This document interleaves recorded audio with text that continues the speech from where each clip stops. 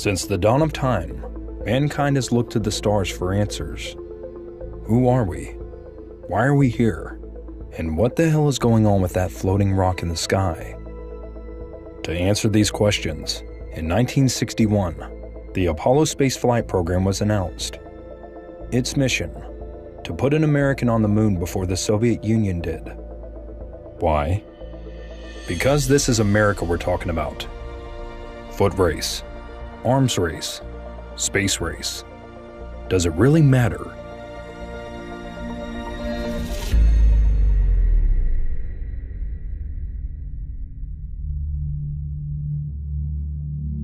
NASA's Apollo program lasted from 1961 until 1972. And aside from a few hiccups along the way, the program was a massive success, with a crew from Apollo 11 touching down on the lunar surface on July 21st, 1969. And it wouldn't be the last time either. NASA's Apollo program produced 6 successful missions to the moon, with the crew of Apollo 17 being the last to realize that dust and crippling isolation weren't so exciting after all. In total, 20 flights were scheduled, but the last 3, Apollo 18, 19, and 20 were canceled, due to a lack of new scientific value at the huge expense of the state budget and taxpayers. Well, that was the official report. Anyway. But what if I told you that missions 18, 19, and 20 did go on as planned? Only you weren't supposed to know about it.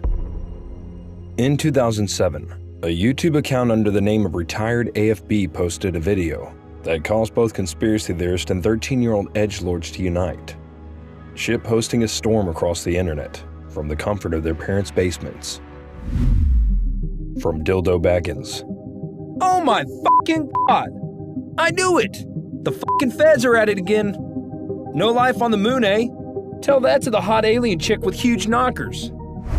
To Boner for Your Sis. Bro, I seen her. She was hot as fuck. I'd do anything for some moon pussy. There's probably dudes up there getting laid right now. The video was filmed from inside an Apollo spacecraft. You can see a distinct porthole, gears and levers, in the control panel. What looks like a joint American-Soviet flag, with the Apollo 20 mission patch, is also visible. Strangely, it depicts what looks like 2 spacecraft towing a large vessel. Below the flag, you can make out the names of the astronauts who took part in the mission: Snyder, Leonov, and Rutledge. Initially, internet skeptics attacked the footage as a hoax. But if you compare the original video to images from previous Apollo missions, it all checks out.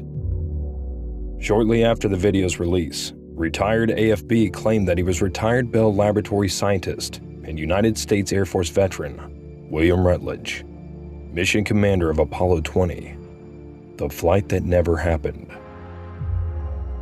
According to Rutledge, his mission wasn't just to plant a flag and collect some moon dust. He was on a top-secret Soviet-American joint mission to identify and breach a 2-mile-long spaceship that crash-landed on the moon 1.5 billion years ago. Rutledge and the Apollo 20 team approached lunar orbit on August 16, 1976. Vessel: Apollo 20. Crew: William Rutledge, U.S., Leona Snyder, U.S., and Alexei Leonov, USSR. Course: Delport, a lunar impact crater on the dark side of the moon. Mission: explore an unidentified alien spacecraft and look for potential signs of hot alien babes. For those of you who still aren't convinced, this is Apollo image AS-15, P9630. It's a real photo taken by Apollo 15 in 1971. Take a close look. Closer. Closer. There. Stop. That's where they were headed. To explore whatever the hell that is. Over the subsequent weeks, Rutledge began releasing more footage from the mission, including excerpts from his journal. In it, he writes that just as he and Alexei Leonov were about to depart the moon's surface, NASA dropped another bombshell, a secondary mission to locate Apollo 19 and find out what happened to the crew. According to Rutledge, The Americans sent Apollo 19 to explore the crash site a few months earlier, but the mission failed when they lost contact with the crew on the far side of the moon. But what happened? Were they still alive? Maybe the alien ship could support human life. Were they kidnapped by smoking hot alien babes?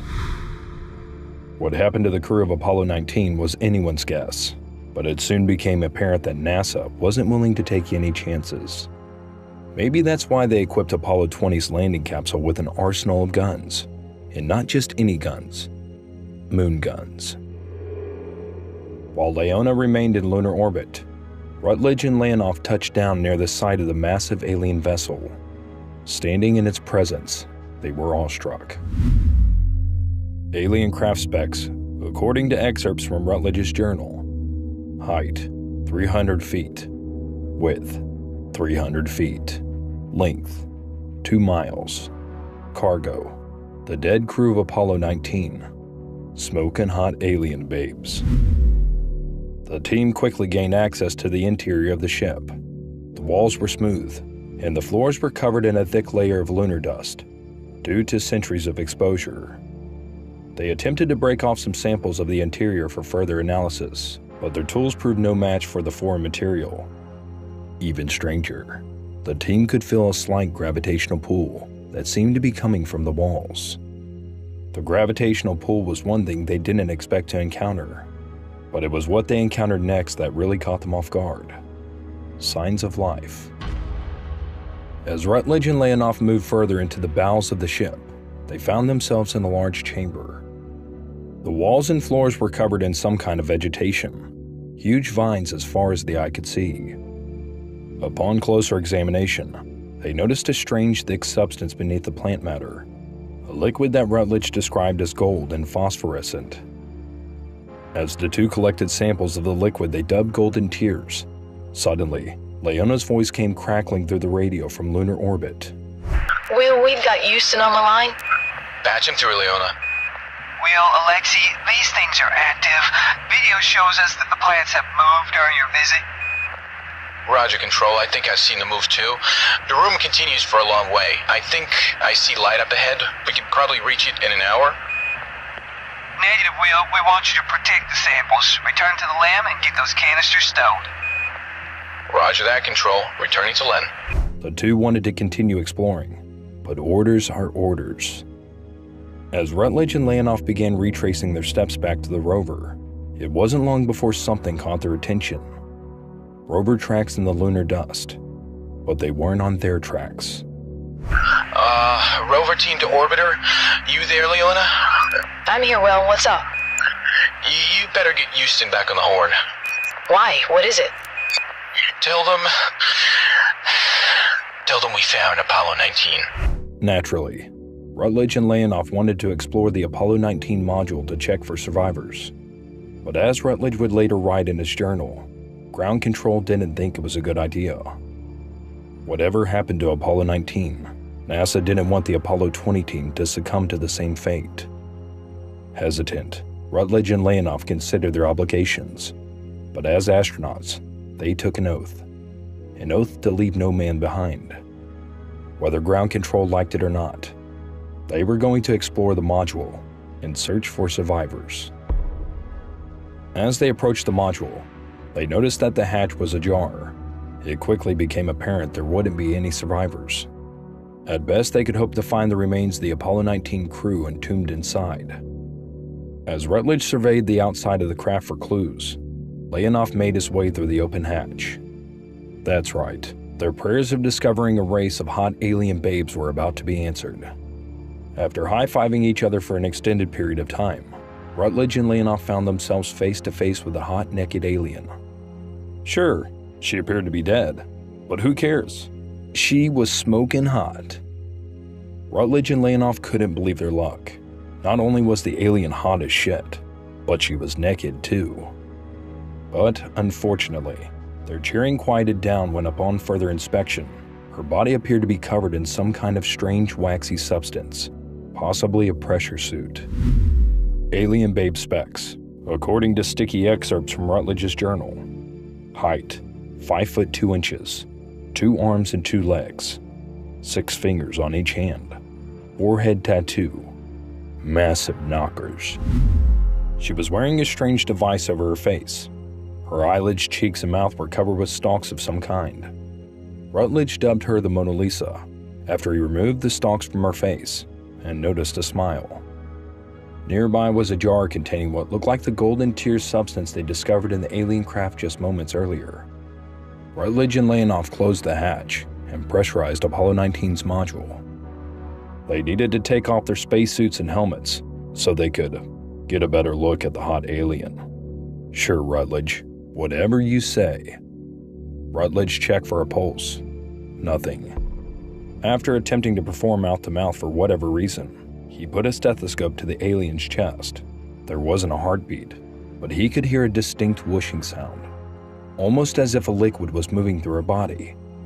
They determined that the alien was neither alive nor dead, but rather in some kind of suspended animation. As Rutledge was busy wiping the alien's lipstick from his mouth, he was startled when Leona's voice came back over the radio. Only this time, she was on a private channel. Snyder to Rover? Will? You okay? We're okay, Leona. We found something unexpected in the Apollo 19 LEM. No crew, but, We know. Houston is back online. We can see everything. You want to patch me through? Not yet. Will? What is it? Ground control knows. They know? They know what? About what you found in Apollo 19's LEM. They already know. How is that possible? Will, they know. But we also found a bloody glove, and I'm pretty sure it belongs to Jim Reynolds. We need to go— Will, they know about that too. They know all of it. I don't understand how they would get— Will, Control wants you to bring the alien woman back to your module. What? Why? They, Fiona? What? What is it? So, the question remains, is this story true? Well, the Apollo program was in fact canceled before the final 3 missions took place. The mystery and intrigue of it all have undoubtedly left it ripe for conspiracy. But did the Apollo 20 flight actually take place? Or is it just a ruse driven by sexually frustrated incels with an alien fetish? Until we land another shuttle on the surface of the moon, that's for you to decide.